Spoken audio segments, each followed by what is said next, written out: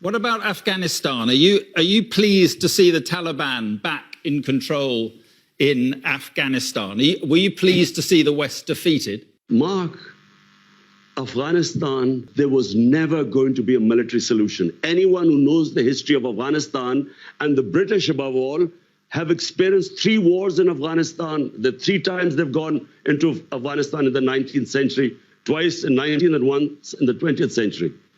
There was never going to be a military solution. People like us who kept saying that you will not solve Afghanistan problem by bombing them or sending your military, we were called pro-Taliban.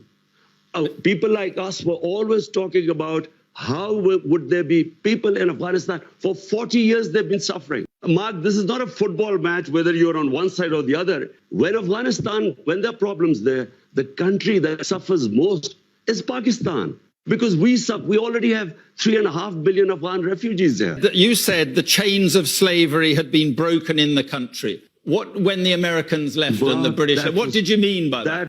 It was deliberately distorted. I was speaking in Urdu. I was talking about getting rid of mental slavery. We still have the colonial education system with elite is taught in English medium. We had first time in our history had 1 syllabus for everyone. And I said that mental slavery is far worse than physical slavery. In that context, I refer to Afghanistan, where physical, they're fighting for their freedom. What about the slavery of women?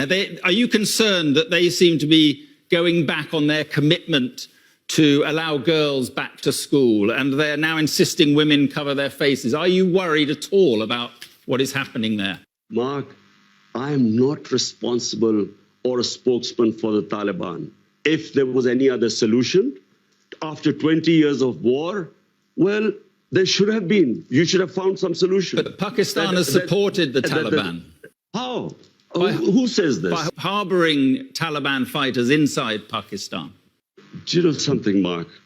There is so much propaganda and ignorance about this whole Pakistan-Afghanistan situation. Pakistan lost 80,000 people. No country which supported the US in the war on terror gives as many sacrifices as we did. The only reason we lost 80,000 people was because we joined the US war on terror. Because the US was trying to find a military solution in Afghanistan where none existed, we were blamed. A country that gives sacrifices, we were blamed for the lack of success in Afghanistan. What is happening in Afghanistan has nothing to do with us. The fact is that a war in Afghanistan meant 5 million refugees at the beginning in the 80s.